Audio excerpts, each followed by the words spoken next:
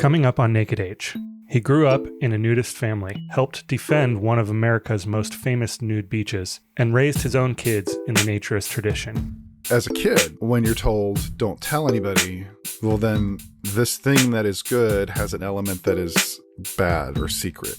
For me, it was never about whether or not I was seen without anything on. It was about people knowing. Coming up right now on Naked Age. Stick around. This episode of Naked Age is supported by a sponsorship grant from the American Association for Nude Recreation Education Foundation. Learn more about the ANR Education Foundation and their mission, or make a donation at aanr-ef.com. Welcome to Naked Age, a history series exploring uncommon stories and profiling unique people who have gone to extraordinary lengths to live a nude life. I'm your host, Evan Nix. Today, we're heading to the shore of Sandy Hook, New Jersey, to meet Dan Spears, a man who spent his life creating room for body freedom. This is Naked Age.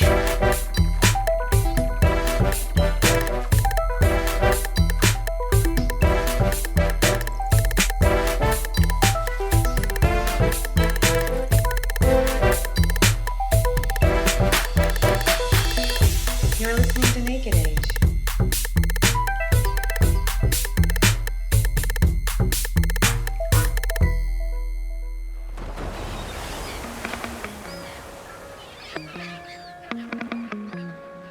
Years ago, before Gunnison Beach was a world-famous premier clothing optional attraction, it was just a lonely stretch of sand at the end of Sandy Hook. Wind-blown, isolated, and mostly overlooked by visitors to the Jersey Shore. But in the late 1970s, as nude beaches were beginning to spring up on other pieces of federal coastline, this far-off section of Sandy Hook, near Battery Gunnison, the old Army gun post that left this stretch of beach mostly deserted, began attracting sunbathers looking for a place to strip down. Visitors would leave their swimsuits in their bags and claim a spot in the sand. It wasn't exactly allowed, and it wasn't exactly forbidden either. But they came anyway, trusting the distance in the dunes and the rhythm of the tides to give them cover. Word spread, and more people came.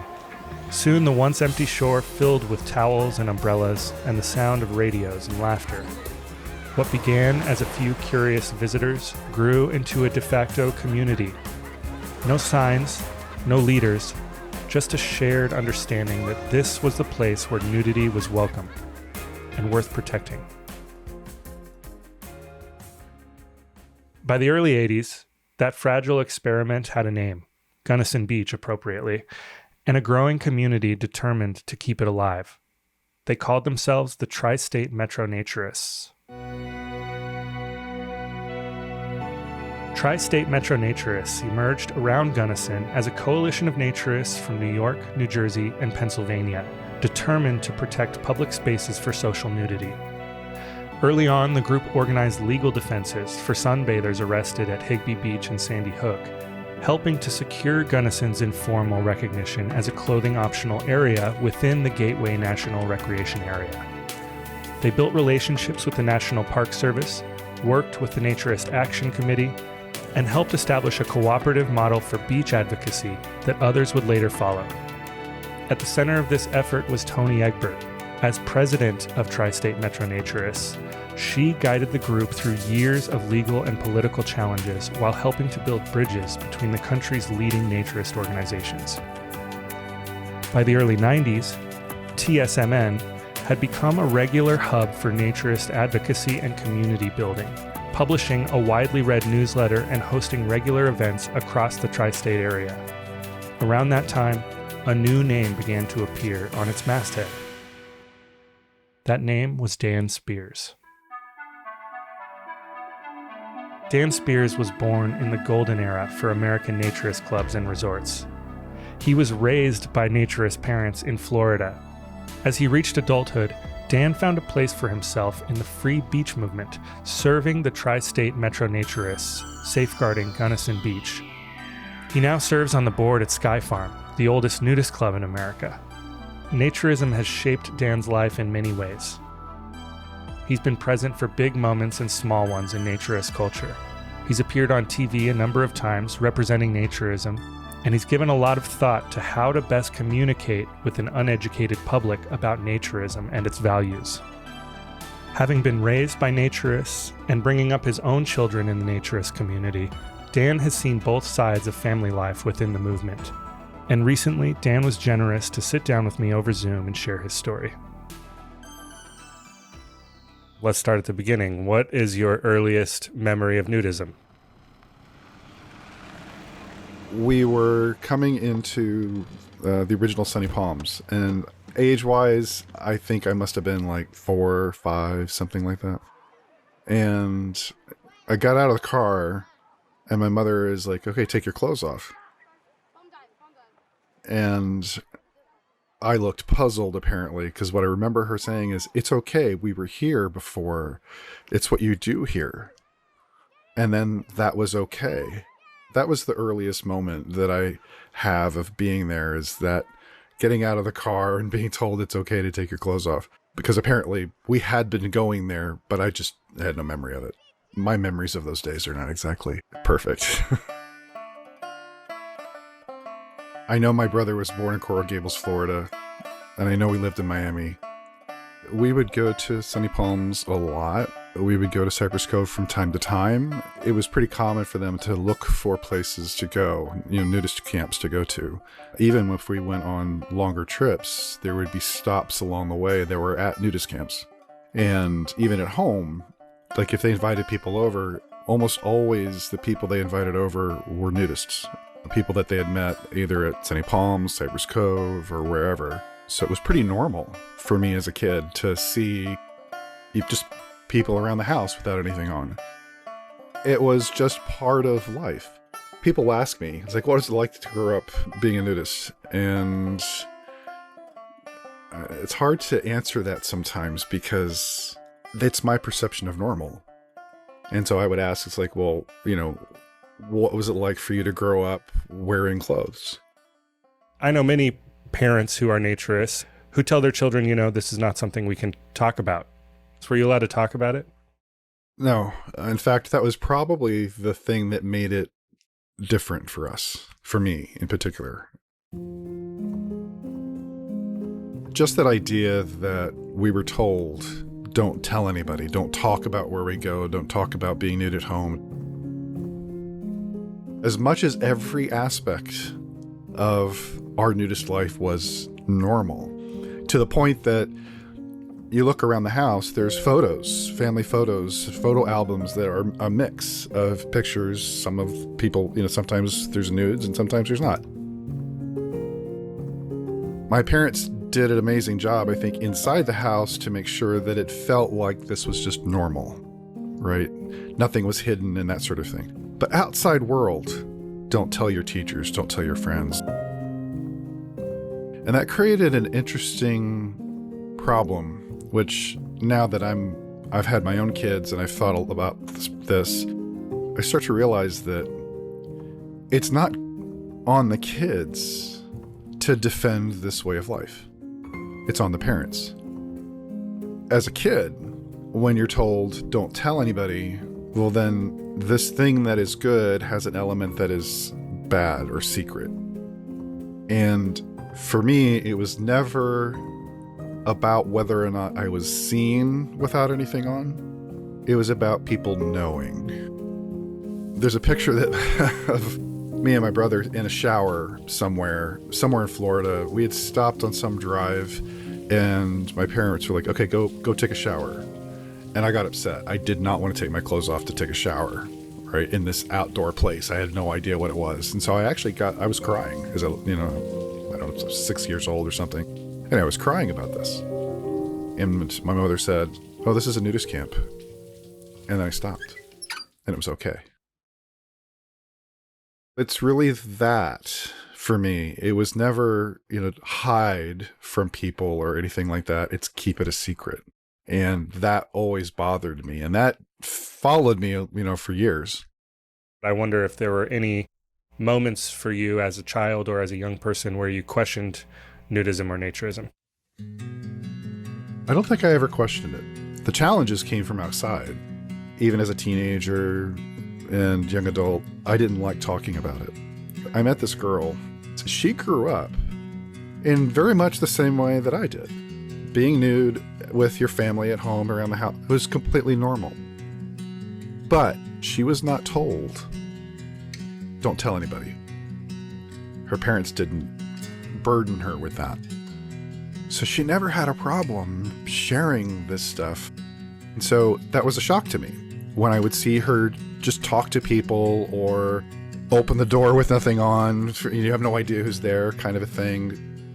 Through being with her and seeing this interaction and starting to realize, because she started pointing out to me, you know, nobody's had a problem with this. Nothing bad has ever happened. I think it's important to understand that this is about one-on-one kinds of things. Sure. So anytime you're talking to a person and you show your own confidence in who you are and what you do, they pick up on that and they respect that. But if you were to say, ooh, guess what I did over the weekend?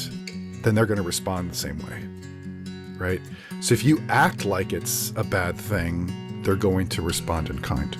So I think that's the big lesson that came out of that is just be yourself. Be confident in yourself. Don't be afraid to tell people about your way of life. Now, don't do that to a group, because then you have groupthink and then that all falls apart. But a person? I'm curious to know what your practice of nudism looked like as you grew older and kind of moved out of the house and became an individual. When I was around 9, 10 years old or so, we moved. We started living in North Carolina. And there's like no places in that area for us to practice nudism. It still happened in the house, but not quite as much. But we were in the mountains and there was nobody around where we lived. So I could walk trails and that sort of thing. And I would leave the house. I'd have my clothes on. I'd go to the trailhead. And then I would sort of walk the trail to get comfortable with what was around. And nobody was ever around. So I started taking my clothes off on these hiking trips that I was doing in the woods. And I never ran into anybody. And so over time, I just got more and more brave, I guess, and didn't bother putting clothes on in the first place. So it just sort of wore away those fears over time. Once we moved out of North Carolina and I came up to the Northeast, I found Terrace Pond up in North Jersey, found Gunnison Beach, and that's where I really started to find people that were great to hang around with that were nudists. It was probably about 18 or 19 when that happened. That's basically where I would say this part of my life really took off. Probably within a couple of weekends, I saw a group of people. There was a flag, TSMN flag, flying. And Tri-State Metro Naturist is famous for being the group that helped establish Gunnison Beach as a nude beach. And I went over and I met Tony Egbert. She was the president of TSMN for a while. When Tony took over, the beach was already established and everybody was so friendly. Tony was looking for someone to help with, newsletter creation. And I knew a little bit about it. So I started producing the newsletter for TSMN. And I ended up doing that for 10 years. Wow. Like 80s? Oh, well, it was probably late 80s and into the 90s. We had well over 1,500 members of TSMN at the time. The board of directors was about a dozen people. We did a lot to try and maintain that relationship with the Park Service because it was important. Do you happen to know what year Gunnison was sort of secured as a legal nude beach? Well, it was never illegal because Gunnison is on federal land. It was more that it was established probably in the mid to late 70s as a place where nudists would congregate. And it was a little later on, I would say, that it became accepted by the Park Service. There are stories of the days where people did get arrested. That was in the 70s, but by the time that I got there, it was like I said, the relationship had already been reasonably established. TSMN was interesting for a variety of reasons. We got involved in things as, I would say, as simple as letter writing campaigns from a lobbyist point of view. Because of the Naturist Action Committee, we also were trained on public speaking about naturism, because these things were considered important. If we're going to be out there evangelizing, if you will, for being a naturist or nudist, what are the things you should say? What are the things you should not say? That sort of thing. Because the moment you talk about something negative, then that thought, which may not have been in somebody's head, is now in their head. You'll get people who come up and say, the very first thing they start doing is start talking about what nudism is not, right? Instead of what it is. And then you're on your back foot. You're constantly, now you're in this defensive posture. You're having to undo that thing that you just created in somebody's mind instead of talking about the positives. How did this help you? Now, a lot of that led into a lot of the other projects that I ended up getting involved in part, not because I actively sought them out, but because there were people, especially in the media, that were looking for stories. So Michael Moore, he was doing a late show for BBC4. And one of the bits that he wanted to do on the show was reenact some news story. And that reenactment was with nude people. Now, this is the part of the show where we honor the British love of news and the British love of nudity. And we thought, well, seeing how we're doing a show just for Great Britain, that if we're going to give them with the news of what's going on, we also have to give you some nudity. So tonight, we bring you the nude reenactment of the news. This is also the period of time where Spencer Tunick was taking photos of people in the nude in public places. And he would do it first thing in the morning. People would go out like 6 a.m., ran onto the steps of the New York Public Library, get the photos done, and then it would all be done in like 45 seconds, right? Because they were afraid of the police coming and busting the whole thing up. He actually we got arrested at one point, and his lawyer, he got through it all. But because the story was in the news, Michael Moore wanted to reenact the court scene where he was able to get the charges dismissed, essentially, or win the court case. And the entire reenactment with all the people, the jury, the prosecutor, the judge, the fake Spencer Tunick, all these people, all nude, was done on the street outside the studio. And so they had cleared a section of the sidewalk and set it up as this mock stage, and they did the whole thing outside. And I thought it was kind of cool, and I had no problem, in the city at that time. And where this gets even more interesting for me is that sometime later, I had heard that Spencer Tunick was doing this thing where he was going around the country and taking photos of people nude in public places in every state. So he called the tour Naked States. I reached out and I said, I'd be interested in being a part of it, that sort of thing. So his producer, Jonathan, reached out to me and he said, we're going to come to New Jersey. He's going to say when. And I'm like, well, I'm part of TSMN. I can actually help you get a lot of people. That happened. We went to the beach. They started setting up. Spencer was really funny. He and Jonathan were walking around the beach, handing out postcards to get people to come to the shoot.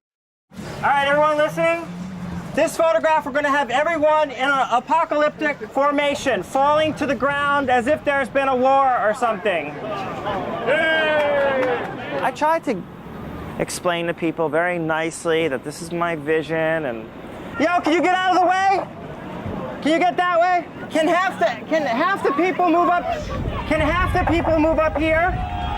It's probably like one of the only times he's ever been nude himself in one of these situations. He's like, I can't be a nudist because I don't have pockets. And he needs pockets.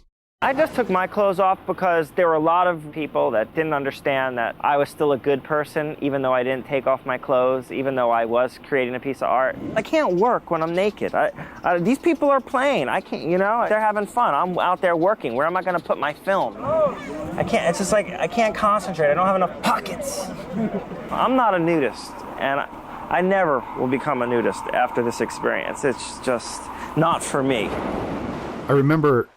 As I said, are we going to know when it's going to come out? I got a postcard in the mail on a Thursday night. And it says, Naked States, HBO, premiere is going to be 9 o'clock that Sunday night. So Monday morning comes around and I go into work and there's like an all hands meeting and I'm sitting there and there's this guy that I know and he's sitting across the room and he's looking at me. He's smiling. I'm like, okay.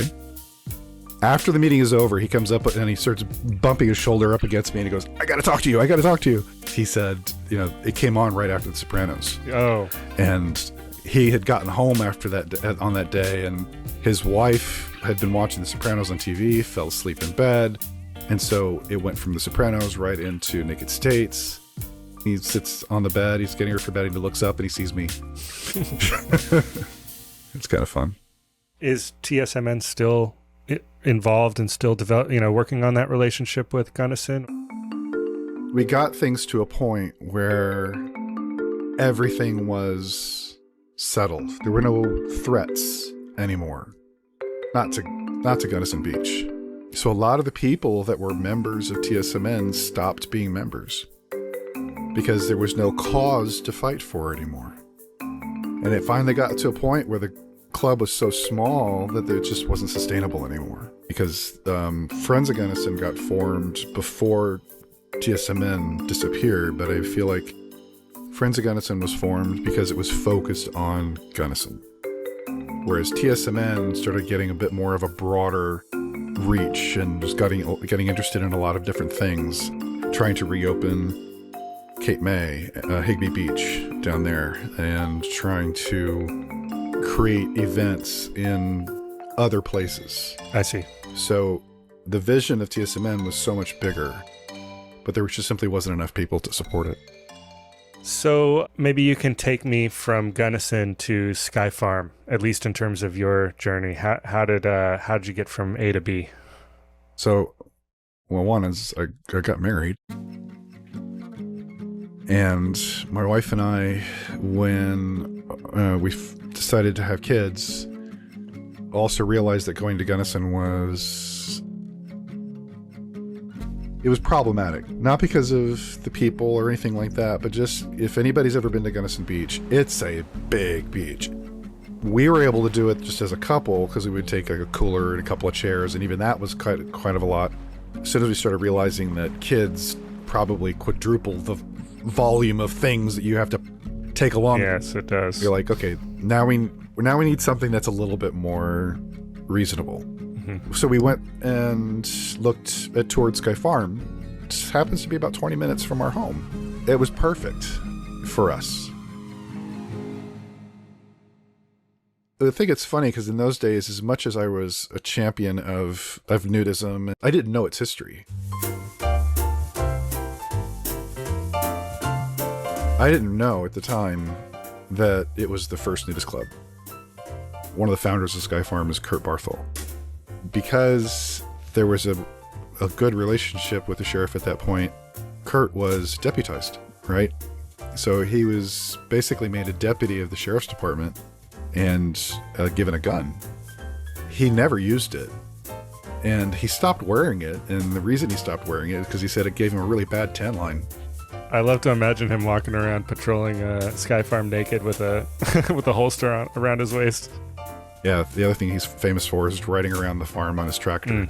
We have pictures of all the things being built, from the clubhouse being built, the pool being built, and just people enjoying the property. You look back at that. I don't know that a lot of clubs could get created like that again.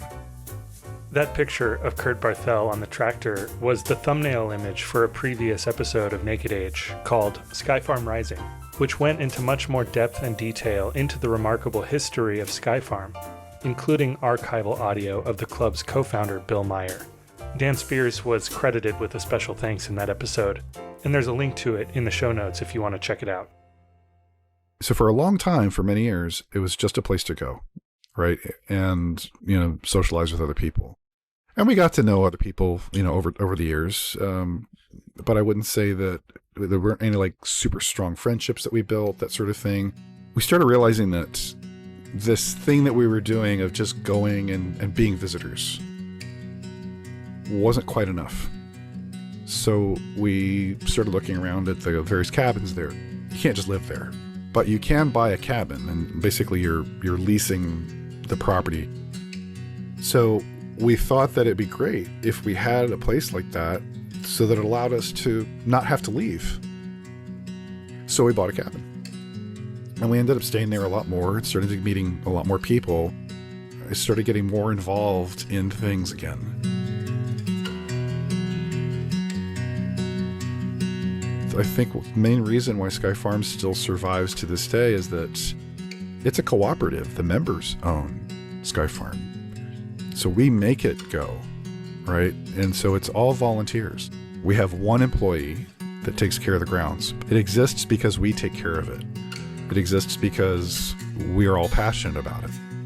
You know, you're a father. You've navigated naturism with your kids over the years, and you also grew up in a naturist household. I want to know how you navigate naturism with your kids, and also how you respond to people who think nudism is not compatible with family life. Let your kids grow up believing in naturism, that this is an important part of their life, and it's okay. We went into it realizing that if it does come up, if a teacher says something, another parent or whatever, it's on us, the adults, to have that conversation with someone. It's not on the kids, right? So don't burden them with a defensive posture that they don't actually know how to argue against. They don't need that, right? Because then you're creating this split thing in their heads like I had as a kid. Here's this great part of your life, but keep it a secret. The other part is, as a parent, you want to set the example. So you be comfortable with your own body. You create habits for the kids, creating good habits where nudity is just part of your day, not something that happens once on a weekend, if the weather is conducive. Just a normal, average, routine part of your day will make a huge amount of difference. It goes back to another story I was talking about, is that it's that confidence. You know, when you do have to have that discussion with somebody, your confidence and in who you are, and that this is important and that this matters, show that. People will see it. People will respond in kind. Looking back, what's been the most rewarding sort of part of being an advocate for naturism for you? I feel like naturism has opened my eyes a bit into thinking differently about things, and thinking about why do we do the things that we do. The idea that we wear clothes because we're supposed to. Why? Right? Now translate that to other things. Like women might wear makeup. Why? You're supposed to. Why? You don't have to, right? So you could translate that idea, that feeling, into other areas of your life, and essentially challenge yourself and ask, why do I do this? And I feel like, if anything, that's helped me a lot, especially like the story I told earlier about the girlfriend that I met and her challenging my belief about talking to people. So being aware of that in yourself is really important. And I'd say that's one of the biggest things for me that's come out of it.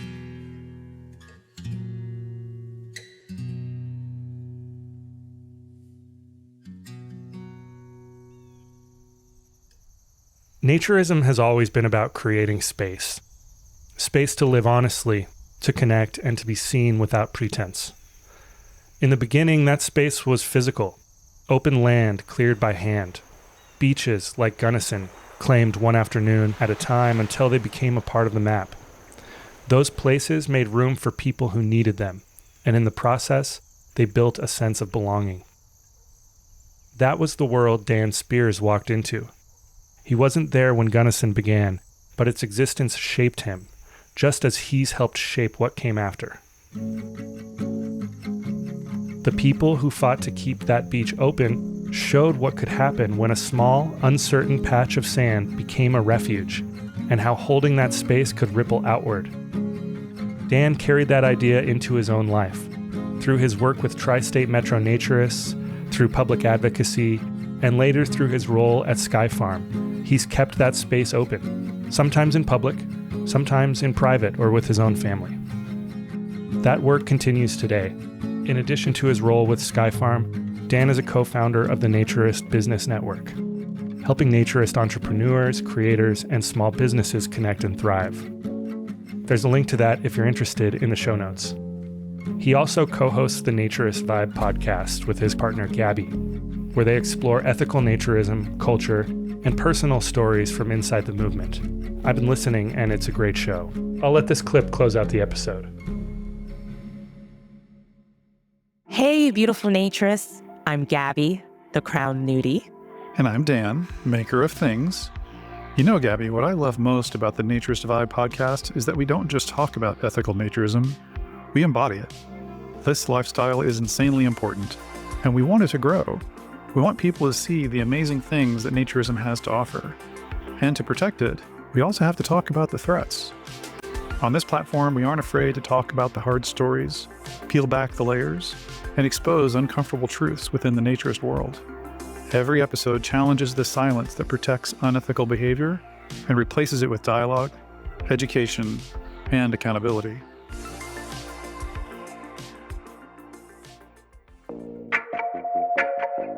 Research for this episode was made possible by the American Nudist Research Library and Sky Farm.